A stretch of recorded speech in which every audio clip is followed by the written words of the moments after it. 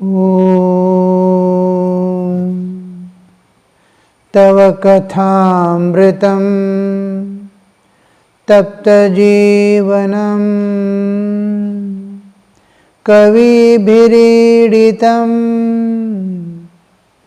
Kalmashapaham Shravanamangalam Srimadaatatam Bhuvi Grananti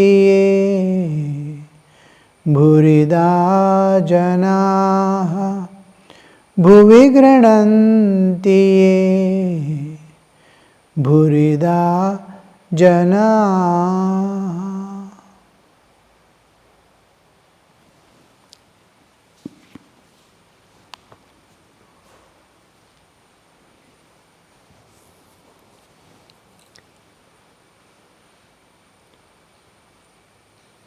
Master is going to Calcutta in a carriage and sees on the way Yam coming. Master to Yam with a smile, "Come with us, we are going to other's house." Yam got joyfully into the carriage. Having received an English education, he did not believe in the tendencies inherited from the previous births. But he had admitted a few days before that it was on the account of others' good tendencies from past births that he showed such great devotion to the Master. We have discussed about the past tendencies, how they govern the present life, and how we acquire these tendencies in our life. Repeated actions, repeated way of our visualizing this world, the tendencies we create, we acquire. When we are seeing this world, our angle of vision, our attitude towards the world gets registered. Each object we handle every day or occasionally, repeatedly, create a particular tendency in us, leaves us into a force within to work in the same direction. Suppose I don't like a person, his actions. What happens is I go on seeing him repeatedly. That way of working I don't like, and slowly I develop hatred towards that particular way of working. May not be that person, but that is not the way to be done. I am creating a tendency within me. I may like some way, I may like some sweets, I may like something, likes and dislikes. The repeated interaction with these will create a tendency within me. It is a momentum created. So this same tendency, when the tendency is there, with the tendency, when I leave the body, it is a force within. Two forces, important two forces act in taking a new birth. One is the karmic load I am carrying. I do some work, some action. For that I am in the realm of relativity, where time, space and action and reaction are equal and opposite. The law of causation is there. In the law of causation works, whatever I do, for that I have to reap its fruit. Action and reaction are equal and so many actions I go on continue doing, and I do not know when its results are going to come.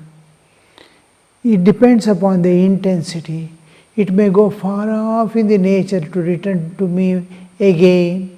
The reaction of the action, it may happen within a day or two, or in the same day, or few years back after, or a few centuries after. At the time of death, what all the karmas that come to maturity to give me sukha or dukkha, and that is one of the forces within me. The other force that we see within us is the tendency that we have acquired, vasana and karma phala. These two are going to decide my next birth. So that is the difference between a person and person, an insect or another insect, or any life on this earth. Why there is difference? The difference is created by the karmic load, whether it has taken an animal life or a bird life or an aquatic animal or a bacteria or an organism. It is according to the karmic load and the tendency it has acquired. So that particular tendency, that karmic load, needs only this type of body to work out those forces within. That particular type of body is provided by the nature. It may go on changing according to times, when according to times the nature changes and actions change. There may be changes in the whole structure of the nature according to man's action. Whole life, this one, bodily existence, man's psychic existence, everything may change from time to time, because these are the forces left over to be worked out. Similarly, we have 14 planes of existence: Bhubhuva, Swaha, Mahajana, Tapasatya, Matala, Vitala, Sutala, Talatara, Satala, Patala. All these 14 lokas are the places where jivas dwell according to their karmic load and according to the tendencies created. This we have seen in the last class also, and this he is not able to, because he is studied English, received English education.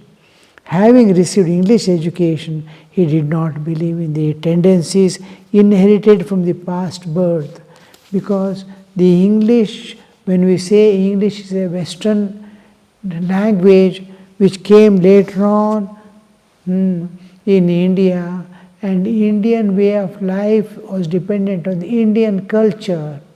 Western language is dependent on the Western culture and carries, each language carries its whole cultural background with it.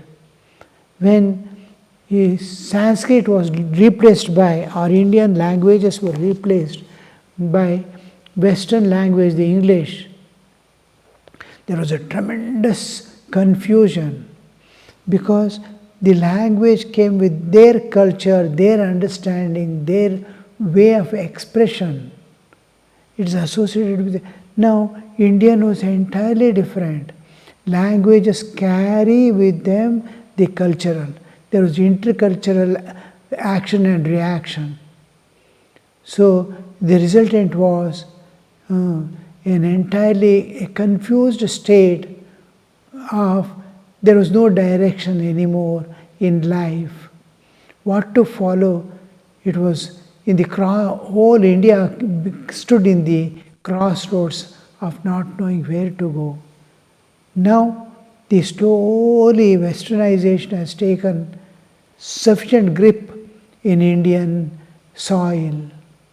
Still, the underwater current is flowing of its own way, in its own way, of the ancient Indian culture, and it is continuing in the hearts of Indians in some corner, somewhere. In spite of the changes, overall changes and external changes in the functional aspect of the social structure, we see deep within there is a spiritual substratum functioning in a different way. So here English education did not believe, means these things are not, the life principles are not taught in the Western society and Western culture. In Indian culture, with the education goes the life principles that govern human life. Simple way to tell is, spirituality is brought in and through the teacher to the student without its knowledge, as a process of what we call influence. I live with some students, I go to West and live with the students, then without knowing, I went there for education. I started studying there. I have to acquire the education and come back. But I live with those people who are Westerners, or most of them are Westerners. So without being taught, without being acquiring systematically, their presence, my presence in their company is constantly influencing me. And I change all my behavior, the way in which I talk, the way in which I am slowly, without my knowledge, the company itself is influencing, independent of our what we call mechanical or the purpose, functional aspect of our life. Now I am employed in a place. I work and I get my earnings. But how much am I influenced by the people with whom I work? This is the most important part of indirect influence of the teachers on students. Teacher's life influences tremendously on student. He may hide and do certain things, but still it works on the students. So here the Western teaching was what is necessary, but their life or style was different. And the principles which are being influenced by the Indian teachers on them was totally missing. And in the company of Indian atmosphere, the same thing is taught, we have no problem. The social structure itself is influencing the life and thoughts of. This is, you can see, even the beggar in India speaks of spirituality. You'll be wondering how they speak, how they may not be following religion, but deep within there is a sense of the natural tendencies of creativity, of moral perfection, of aesthetics, of intelligence, intellectual urge and spiritual urge are there intact in Indian soil and Indian individuals, wherever they are. Now, but he admitted a few days before that it was on account of others' good tendencies of the past births that he showed such great devotion to the Master. Later on, he had thought about the subject and had discovered that he was not completely convinced about the inherited tendencies.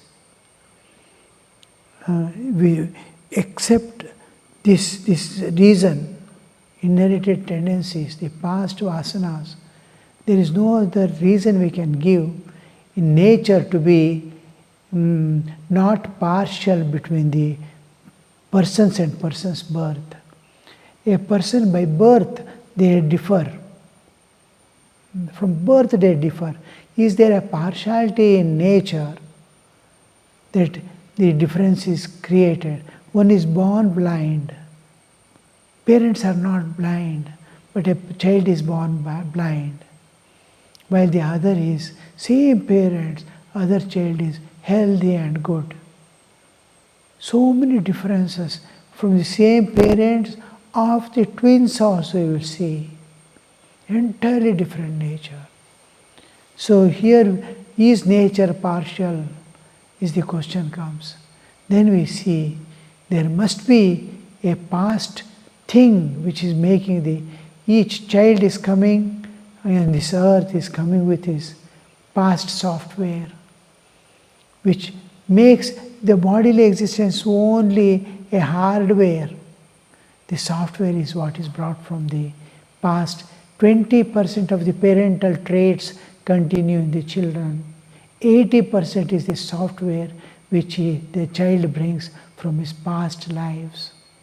There we reconcile between the actual and the theoretical understanding of karma, karmic load. Otherwise, we cannot say there is justice in nature and God. But for this past tendencies. Later on, he thought about this subject and discovered that he was not completely convinced about inherited tendencies. He had come to Dakshineshwar that day to discuss the matter with Sri Ramakrishna, Master. Well, what do you think of other? M. He has great yearning for God. Master. Other too speaks very highly of you. M remained silent a while and then began to speak of the past tendencies. M. I have not much faith in rebirth and inherited tendencies. Will that in any way injure my devotion to God? Actually, these are the doubts that any human being would get, especially suppose about 200 to 400 years back the same thing was happening. The understanding would have been different because it is purely cultural basis. Now the civilization independent of culture has grown in a different way, overlooking the cultural aspect of human existence. Culture is what makes man happy, peaceful and free, endorsed with freedom, internal joy, internal peace, independent of the external world. What gives peace to man is the culture. How to live in this world is civilization. How shall I be happy is culture. Beginning with play, arts, all these things, sculpture, so many things, dance, music, all the religion, all this come under culture. Only scientific discoveries, what are the forces in nature, what are the resources available to us in nature, how I can utilize and make my happy life a comfortable, not happy, comfortable is what we call civilization. Civilization is just to way of living, utilizing the nature. It will never be, it is not concerned with the happiness or misery. But culture is always how to avoid misery, how to be happy, how to transcend nature and go beyond. All this comes under the culture. So the tendency we have created with the modern scientific developments is more civilization and less culture. Man is becoming less happy and more civilized, tense within, all the time running without rest, only to gain more and more tension, anxiety and mental problems. So the bodily existence become more important than the spiritual existence. My real nature I am living and moving towards the what I am not, the bodily existence. What I am leaving behind, my pure spiritual existence. I am the bliss. Within is the ocean of bliss. Where are you wandering here in this world? What are you searching for in this external world? Go within, search within. What all you need is there within you. The ocean of bliss is within. So this aspect is now the Western tendencies, Western understanding, Western way of life, the Western style of the life's glory claiming is slowly influencing, making us less and less happy every moment. So the subject, Sri Ramakrishna is asking, what do you? I have not much faith in rebirth and inherited tendencies. Rebirth is inevitable if a single force is there pending at the time of death. I am separating every day from the body when I sleep as much as I am dead to this bodily existence. I am not aware that I have left a body and come within at the time of death. Totally independent of the body. It is daily death for me. Same thing happens. Temporary separation is daily death, and permanent separation is permanent death from this body. So why am I coming back to body? Is by pending forces within. Otherwise, I go away. With sleep, my life must end.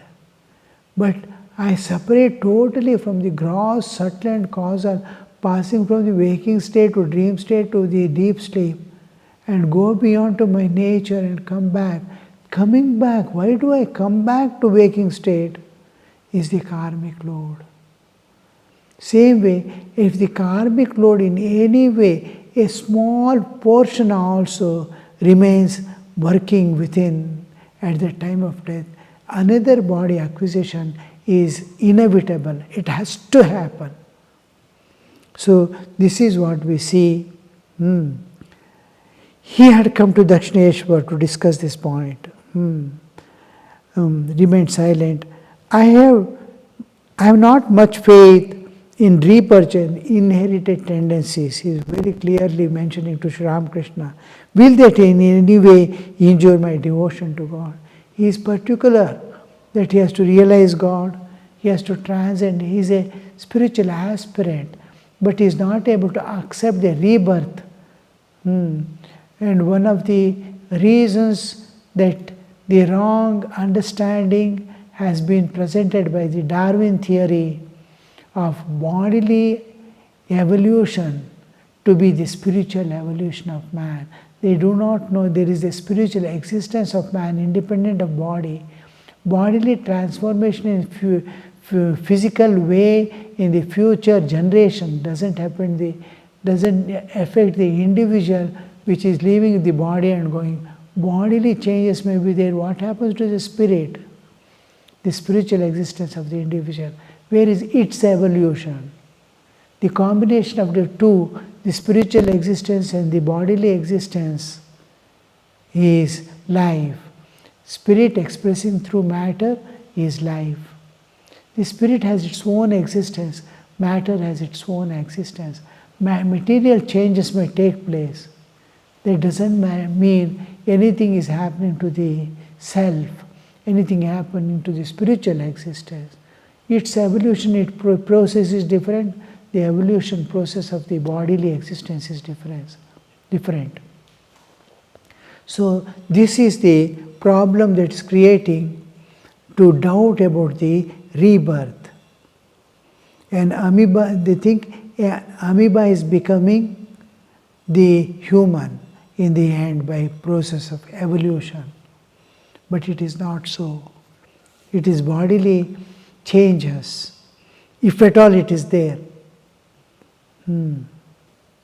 Because a chimpanzee is supposed to be our immediate predecessor.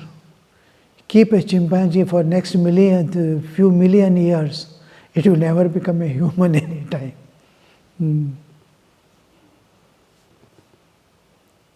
Even scientifically, the brain of human has no comparison with any of the animal life. A It is impossible to compare. It is a species by itself. He had come to will that in any way injure my devotion to God, Master. It is enough to believe that all is possible in God's creation. This is one thing. The Vivekananda, as a small boy, father tells him, look here, don't be surprised at anything happening in this world. Somebody may tell, my house started flying one night when I was sleeping. Don't be surprised. Anything can happen in this world. Because it's a world of cause and effect. If cause is there, effect will be there. So anything can, don't be surprised. Don't expect anything this will happen in this way alone and it will never. No. It happens according to the causes behind. It is enough to believe that all is possible in God's creation. Never allow the thought to cross your mind that your ideas are the only true ones, that those of others are false. Then God will explain everything. If you accept that anything is possible, and never to think that your ideas alone are real and others' ideas are false. If you give this up, and God will give you the right understanding. This is an important thing that we have to cultivate in our life. To listen to others' words also. Never to fight over anything that my understanding, till we transcend the nature entirely and go beyond. Because a child is seeing its own world. It has lot of arguments with his elder brother for everything. The elder brother tries to convince in many ways. But he cannot convince his younger brother. Not that elder brother is right and younger brother is wrong, or younger brother is less experienced than the elder one. Behind their sight is their experience. Behind his sight is his experience. Each man superimposes his understanding on this world and looks at the world. But whose version of this world is correct? The Jnani, one who is enlightened, sees an entirely different world. He has only love and blessing for this world. And he sees divine everywhere. A child, innocent, sees a world of wonder here in this world. Each man, as we grow, we start changing our attitude and understanding of this world and think, I am the right one, my understanding is right, because behind him stands his experiences of this world. And with that specs, he is seeing this world. This we have to change. He too is correct. He too is correct in his own way. If I put myself in his shoe, I will be seeing the same thing what he is seeing. There is no difference. My experiences differ, so my understanding differs. Slowly we are growing towards the truth. As we go to higher and higher truth, we move towards reality. Ultimately we see, it was all God. I was seeing a world just because of my identification with this body. So that real transformation comes into the man's heart. Om Shanti Shanti Shanti Hari Om Tat Sat Shri Ramakrishna Arpanamastu.